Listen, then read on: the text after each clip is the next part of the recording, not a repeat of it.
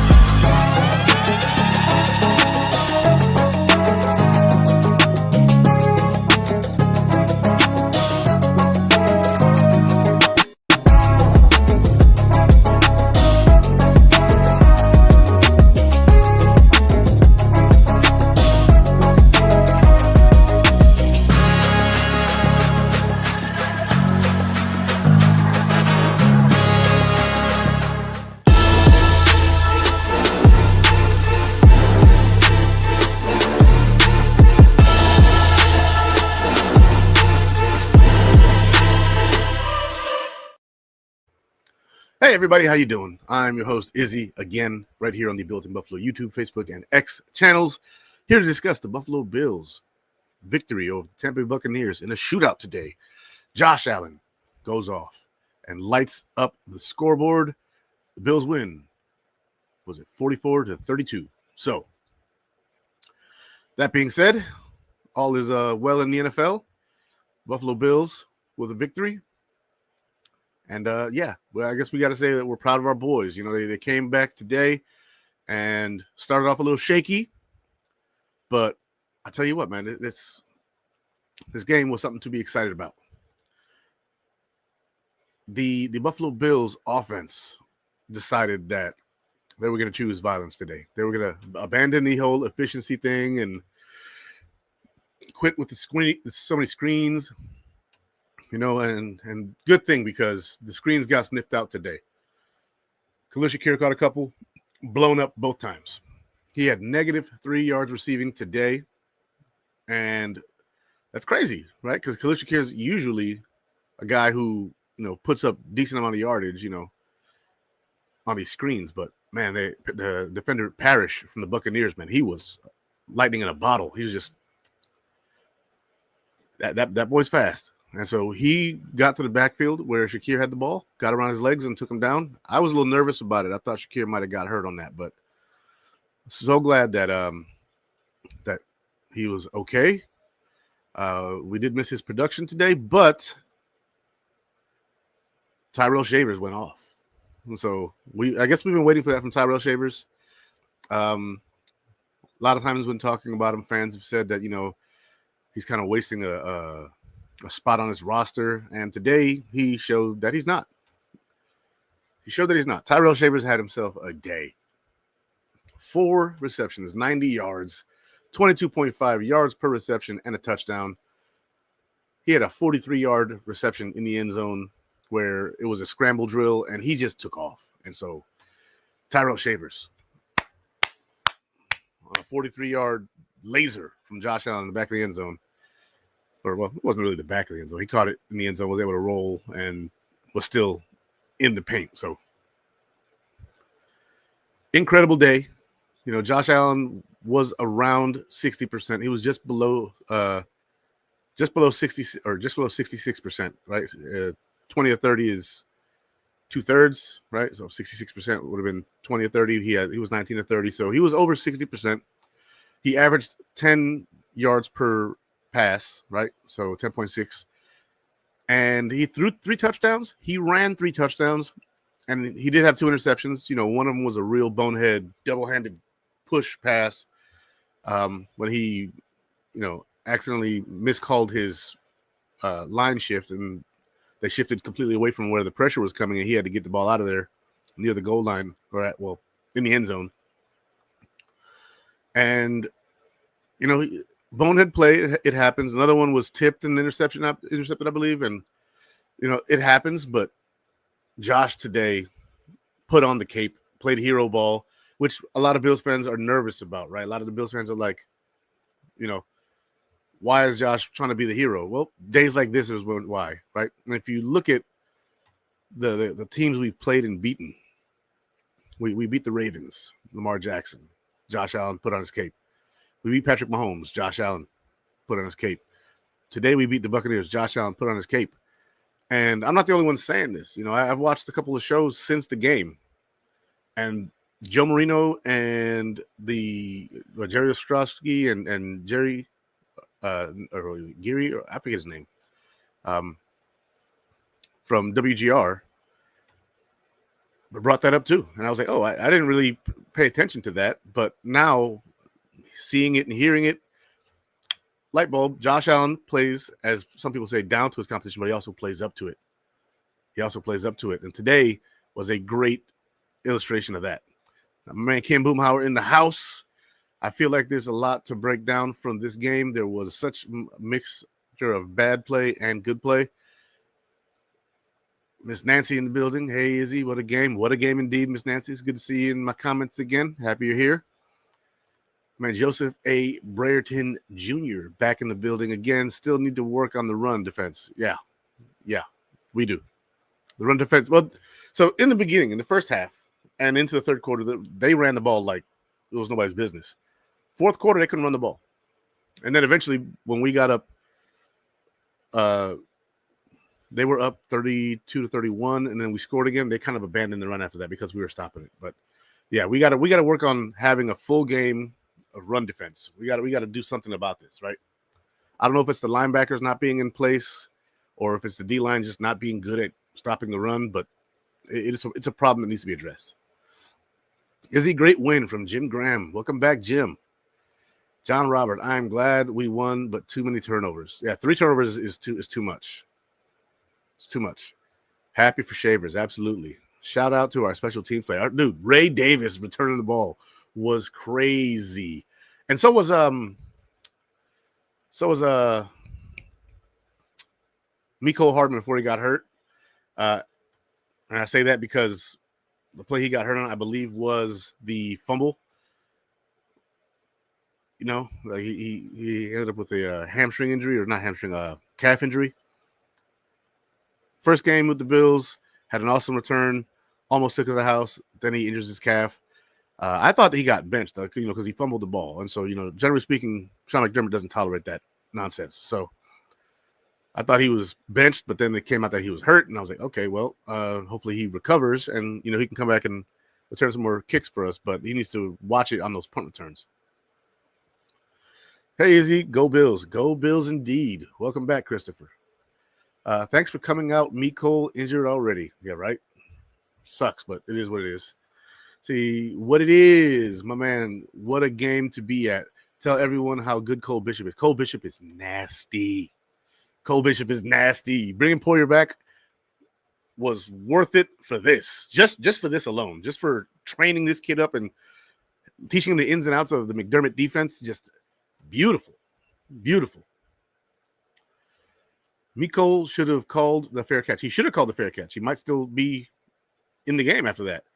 2 guys hit him, and he fumbled the ball, and he hurt his calf. I mean, that's you can't do boneheaded stuff like that. I understand that he wants to try and get elevated to the main roster. I understand that you want to stick around. I understand that these things matter to you. Like you're trying to earn something, but you're not going to earn anything doing boneheaded crap.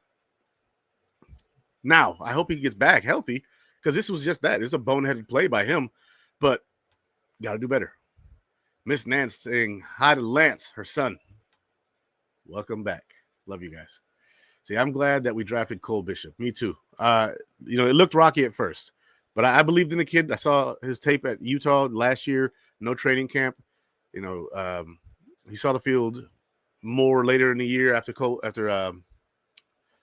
Taylor Rapp got hurt. Now this year, Taylor Rapp is hurt again, and Jordan Poyer takes his spot. And it's been night and day in the secondary since then. And the secondary played really well today. The run defense was god-awful, but the secondary. See, good evening, Izzy, and my Mafia family. Welcome back, Sandra L. King. Always here to show love and just be graceful with us here. Love it. Thank you for always being here, Sandra. YouTube, remember. Now, the defense was decent today. Right? It was pretty good today, except for the run defense. Obviously, they had 202 rushing yards today. Sean Tucker had 106 of it. Sean Tucker, who I do love, right? I'm a Syracuse fan. So he went to Syracuse. I'm happy he had a good day. I'm just not happy it was against us. You know what I'm saying? I hope that checks out for everybody and they can process the way that works. I'm compartmentalizing the fact that he torched us today. But, I'm happy a Syracuse guy got some shine. Undrafted out of Syracuse to the Buccaneers. He's been a returner for them for quite a bit. He's been their third RB. They lose Bucky Irving. I don't know how long he's out, but it was Rachaad White and Sean Tucker today mostly, and it was good. It was good for him.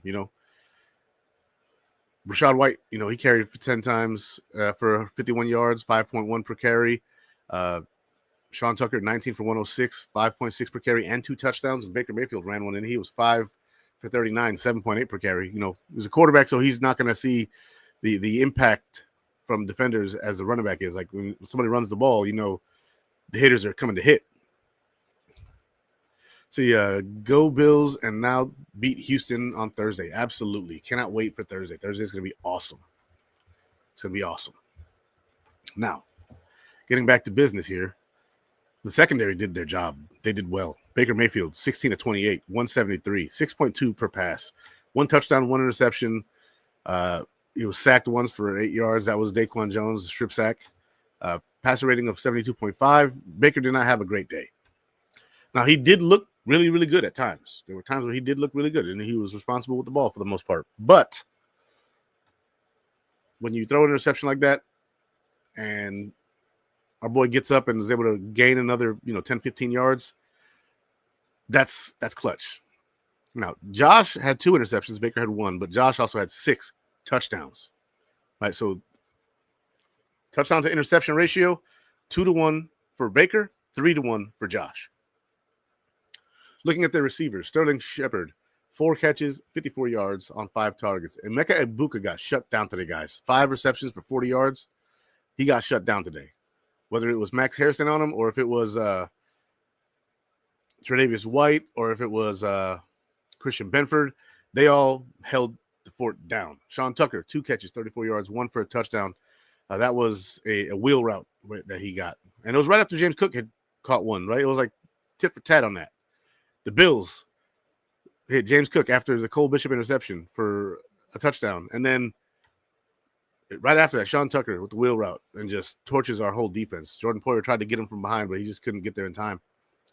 And that happens, But there were 9 lead changes before the Bills just decided it was over. It was time to close the show. Then it was a 10th lead change, and then the Bills scored again, and that was all she wrote, folks. Now, the Bills have done pretty well against tight ends this year. They have had some games where they've gotten beat by tight ends, but today was not one of them. K-Dot and 2 catches, 28 yards, right? The Bills in the pass game were outstanding. Baker Mayfield fumbled the ball, lost it. Daquan Jones slapped it out of his hands, and Dorian Williams picked it up. And what a game Dorian Williams has. He needs to see the field more. Dorian Williams needs to be out there more. He's starting to earn those reps, right? I know Matt Milano's still here. I know Terrell Bernard is out there, and he had a good day today. Terrell Bernard did, but Dorian Williams, just tackling machine and batting down passes, on blitzes, recovering the fumble. Like he's starting to find the ball. And so Dorian Williams, shout out to you. I like the game he had. Looking down at defense, Antoine Winfield Jr. had a solid day today. Zion McCollum, Tyke Smith. This is tackles. The interceptions, they were disappointing, but it happens. Jacob Parrish had one, and Servochea Dennis had one. I don't know who Servochea Dennis is or Savosia. SIR, then another capital Vocea. So I'm not sure how you say that, but Dennis is his last name. Sounds French to me, Denis. But Jacob Parrish had a good day for them. Kickers had a solid day today. Chase McLaughlin for the Bucks. Punting, they averaged 40.3 per punt for them, so that's pretty solid day. The Bills, going back to them, rushing the ball. James Cook 16 for 48, 3.0 per carry. It was a hard day for the Bills to run the ball. Like the Buccaneers have a really good defensive line, and they got after Josh a little bit, but they didn't really hit him. They got some pressure on him. But against the run, man, they just shut us down. Josh Allen, 6 carries, 40 yards. So when the running back can't get there, quarterback's going to have to pick it up a little bit. Ty Johnson had 1 carry for 9 yards. Solid day. Receiving, Tyrell Shavers, again, 4 catches, 90 yards, 1 touchdown. James Cook, 3 for 66 and a touchdown. Ty Johnson, 2 for 61 and a touchdown. Gabe Davis, 3 for 40. First game back, and he makes an impact. Now, 40 yards isn't a ton of production, but got to give him a little credit here. First day back, he was a reliable target for Josh Allen in short yardage. When we needed first downs, he was getting them. So, shout out to Gabe Davis. The familiarity seemed to benefit Josh more than just on the stat sheet, and it was good to have him back. Usually he's a big impact in the run game, but today just wasn't his day for that, so it happens. Dawson Knox had a catch, 23 yards. Curtis Samuel, 2 for 19. That sideline catch by Curtis Samuel was nuts. It was nuts. But I tell you what, man, that was clutch. We needed that, and when they called him out of bounds, I was like, whoa. You guys need to check that footage, and they did.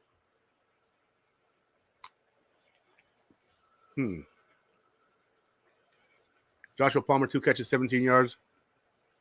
Kaliki Latu, raised up from the practice squad, had a good day blocking. He had 1 reception for 4 yards. It's not a lot on the stat sheet, but it's something. Going to defense, Jordan Poyer had 15 tackles. That run game was crazy by the Buccaneers. They ran the ball a lot. And Jordan Poyer had to stick his nose in there. Terrell Bernard had 11 tackles. Matt Milano, 7. Dorian Williams, 7. Taron Johnson, 6. Cole Bishop, 6, and the interception. Cole Bishop, 3 interceptions on the year so far. It's been a beautiful second year for him. The step up since we brought Jordan Poyer back has been impressive. He's just stepped it up so much. Happy to have him on the team.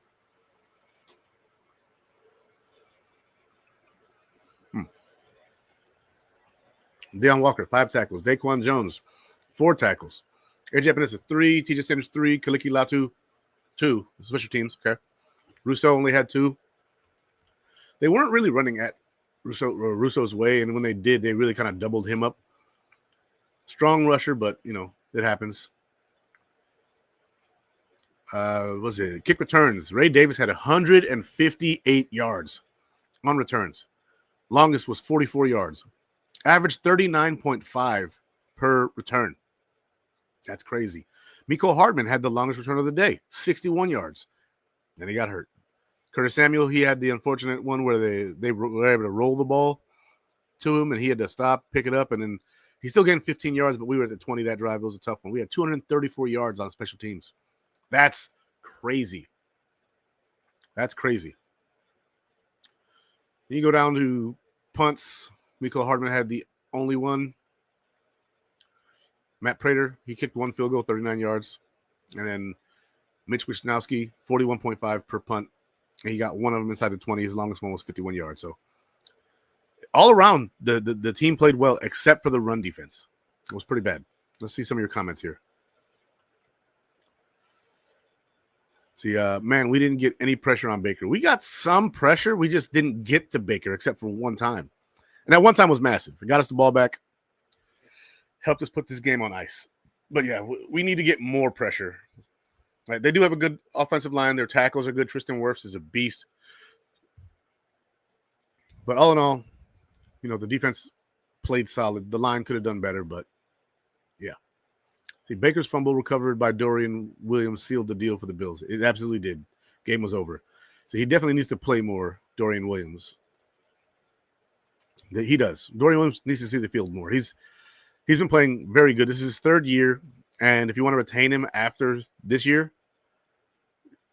he's gonna have to see the field, right?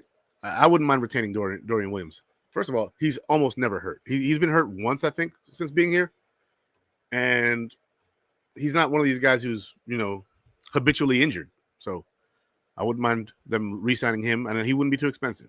So they involved running backs in the past more, which is good. They did. They involved Ty Johnson. They involved James Cook, and we haven't done that a lot this year, other than screens, and that was extra beneficial today, right? Because Dalton Kincaid being out, you had to find that production elsewhere, and they found it in James Cook and Ty Johnson. So that was excellent. And then, again, Shavers. See, Bass was a little slow this game, or Boss was a little slow this game. I'm not sure if you mean Bass or somebody else, but we'll see what happens there.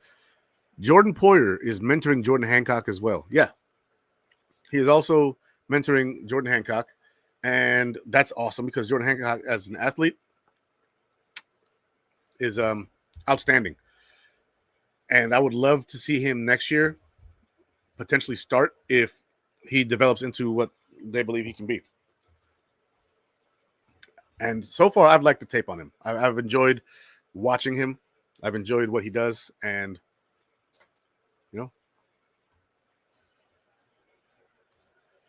let's see, Jordan Poyer. Man, this game was awesome. Like, if you were a fan of football, right? Not a Bills fan, not a Buccaneers fan, but just a fan of football and watching good teams play. This was a game for you. This was an outstanding game. Both teams played super hard. Both teams, went out there and did their best to win. And in the end, it was us. So I know there was a comment earlier about, the run defense and, having to work on stuff. Remember, the other team gets paid too. And they knew that was a weakness of ours, and they targeted it, and they did a good job targeting it. It just wasn't enough for them. So I'm glad that everything went the way it went. But I'm telling you, things could have been way worse. But the game was awesome. Like, it was fun to watch. I was on the edge of my seat the whole game. So many lead changes, clutch passes from Josh and Baker, moving around the pocket. The defenses, could have showed up a little bit better. I mean, 32-44 is a lot. It's a lot of points. So if you hit the over, good for you. But it was an exhilarating game. Let's see. Izzy, Brady play calling was way better today. It was outstanding today. There was a couple plays where he called where I was like, what are you doing? But for the most part, much more improved. Took the training wheels off Josh and decided that, violence was the answer. Yes, Mahomes just got sacked. Let's go. I got a split screen here, by the way, guys. I got you guys over here on like 2/3 of the screen, and I got the Broncos and the Chiefs on the other side. And it's 4th down, and the Chiefs will be punting here. Agreed. It was an exciting game. It was an exciting game. Guys, I was super kind of relaxed before the game, like just not knowing what to expect, because this could have been us getting our butts whooped if we continued on the same path we were last week, or the Bills were going to do something crazy, and they did something crazy. And Keon Coleman, being benched today because he missed a meeting, it shows a lack of discipline on his part. He's a young guy, so discipline can be developed in him, but you gotta be better than that, Keon. This is it's a big boy sport, and you know it. It's a big boy sport, and you know it. And you have to, show up for the meetings. You have to do what you're supposed to do. This isn't something that he did something wrong. He didn't do something right. See, well-schemed game offensively. A few plays need to be thrown in the dumpster. Yeah, for sure. For sure. I mean, and some plays will work later that didn't work today, but the Buccaneers, I mean, Parrish at I think he's a nickelback. Parrish is a good defensive back, and he showed it today. Jacob Parrish. What position does he play? Safety or nickel? He's nickel. Okay, so yeah, he played really well today. So shout out to their guys that played well. Antoine Winfield Jr. Made this game interesting. Parrish made things interesting, but shutting down that receiving game was very important. It was very important for the Bills to lock down at least one thing and make that offense one-dimensional, even though they scored a bunch. And Baker, responsible for 2 touchdowns today. It's indicative as to how the Bills' defense is really built. It's built to stop the pass, which is why, because the Chiefs. That's why. But the Chiefs this year might not even be a factor. So it's it might be a hard pill to swallow if we're built to beat one team specifically, and then they may not even make the playoffs, because the Broncos are driving right now. It's tied 19-19 in the fourth, and there's not a ton of time left.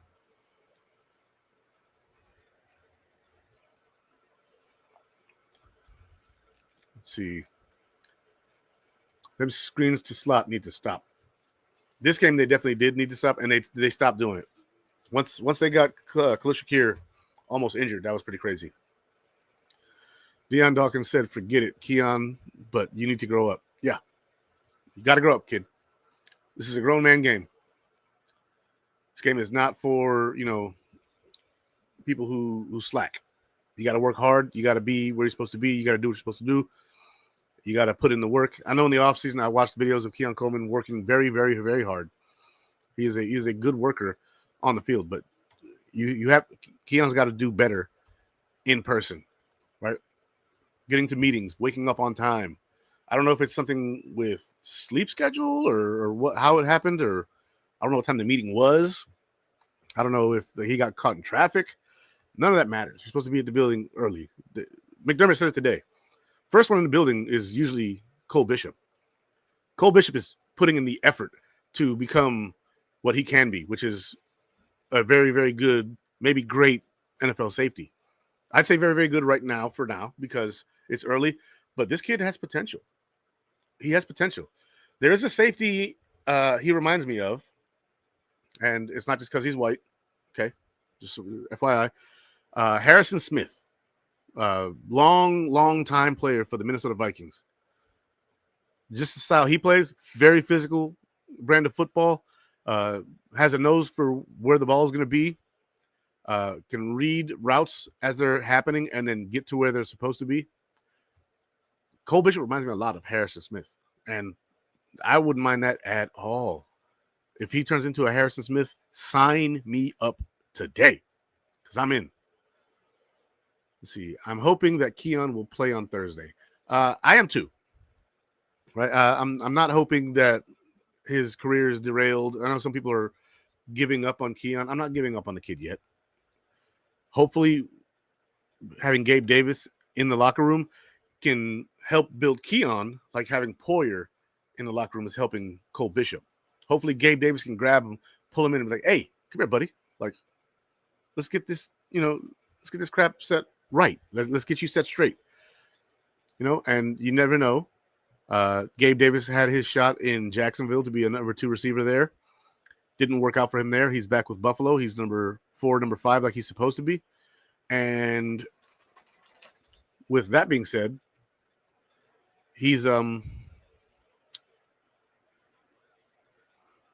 a chance to get re-signed here, and he's got a chance to be re-signed at a lower number that's going to fit his actual position within the pecking order. And then next year, Curtis Samuel's probably gone because his contract is not indicative of his value to the team. The team is not really benefiting from him. Granted, I don't know if that's his fault or if he's trying hard. I don't know what it is, but he's just not being a fit here. So you drop him off. Thank you for your services, sir. They're no longer needed here. Good luck in your future endeavors. You bring back Gabe as your wide receiver 4 at $2-3 million a year, and that's it. call it a day. Go Bills. Absolutely. Whoop, whoop, whoop, whoop, whoop. I said it for you, Jacob. Sorry I didn't get to talk to you yesterday. I was in an area where my cell phone signal was not good. And when you called me, I just wasn't able to pick up your call. And then I saw you called me again later, but I was busy doing stuff, so I couldn't talk to you back. Call you back. So I appreciate you being in my comments and watching my video again, Jacob. We'll talk soon. See, I hope that we make a run after this big win. Yes, I hope so too. I hope that we go out there and we clean the clocks of the Houston Texans. I hope that the Buffalo Bills go on a win streak. I hope that we go into the playoffs as, division champ. I don't know if that's going to happen because the Patriots are really playing well, and I don't see a lot of opportunity for teams to beat them. And, we could beat them, but we're still 2 games behind them. We're 1 game behind them. So if we can tie the record with them, we may be able to get past them based on conference record. But, yeah, it's not been easy. It's not been easy. But I'm hoping. Let's see. That's one reason Bills bring in veterans for mentorship for these young players. Yeah, and they bring them to the practice squad, right? Like you bring these young players or these older players to the practice squad. You let them school up some of these young guys, and then if they're needed, you bring them onto the roster. See, not bad for my first Bills game. Not bad at all, buddy. You must have had a great time. You had to be on the edge of your seat, and those seats are uncomfortable. I know they are. The benches, if you were on the aluminum, man, oh man. Can't wait to go to a game at the new stadium next season. Hopefully, I'll be able to get back to Buffalo and see one up there. I'd also like to get to a game in Miami next year. This year, I'm going to a game. I'm going to the Buffalo Bills Cleveland Browns game. My wife got us tickets for our anniversary, and yeah, it was pretty awesome. I'm pretty psyched about it. We're trying to get our cold weather gear because that game is on December 21st. It's going to be cold. So we're going to get our hats and gloves and our jackets and whatever kind of parkas we can to help us stay dry. But it's going to be fun. It's going to be fun. See, hello, Izzy. Robbie, what's up, man? Go Bills. It's dark over there. Yeah, it's dark outside, and I didn't feel like turning on the lights today. Kind of the brightness isn't always the best for me. I've had a lot of concussions when I was in the military, and today my head was not feeling it. So you were on the blue seats. Okay, you got lucky then because those benches suck in the corners. Yeah, they did. Those hurt. You don't want to be on your seat just because the bench sucks. But yeah. Now, that's a first down, baby. That is a first down. Come on, Broncos. Anyway, yeah, this game was awesome, guys. It was an awesome game, and I'm pumped about it. Happy to hear, the Buffalo Bills going back out there after, Amber hurting the bed last week and putting on a good show against a good team. The Buccaneers are not a bad team at all. They're a very good team. And the Buffalo Bills went out there and handled their business. They did what they were supposed to do. But guys, this is the end of my show today. Keep cutting it short. Was happy to break it down. Love you guys. You guys enjoy this. Actually, you know what? I might stay on for the rest of this Broncos game. It's 1st and 10. There's a minute left. Why not? We'll stick around for the Broncos game. Section 130. You had solid seats, buddy. You had solid seats. All right, so we're sitting here, and it's 19-19 again. 1:01 left in the game. 1st and 10. And commercial break. 1 second.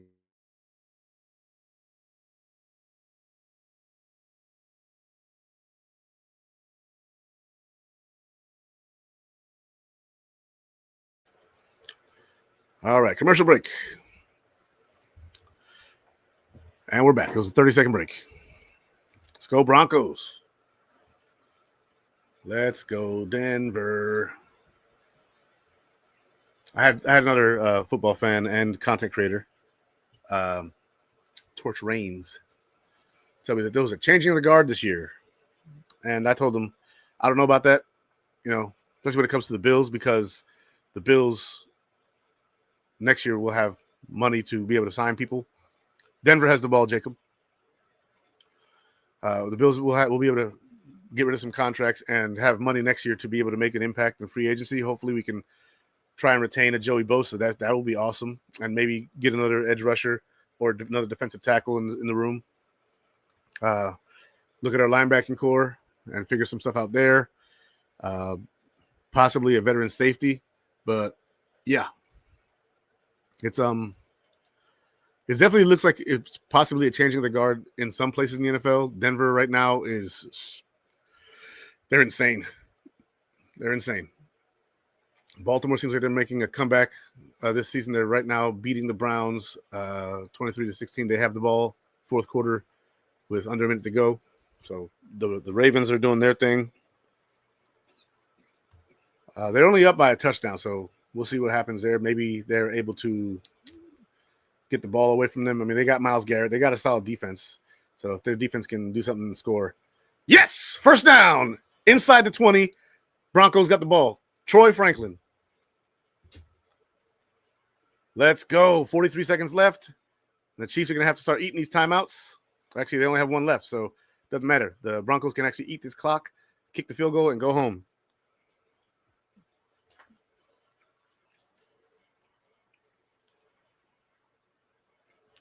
Let's go, Denver. Imagine.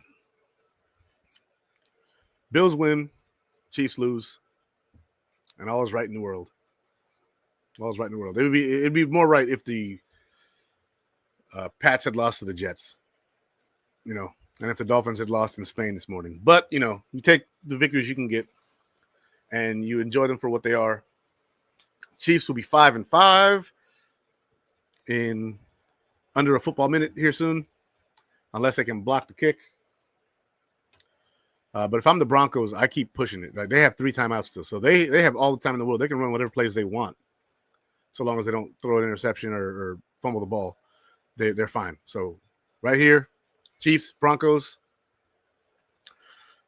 Broncos come up to the line. They're in jumbo package. Two guys in the backfield with Bo Nix. He takes a knee, centering the ball.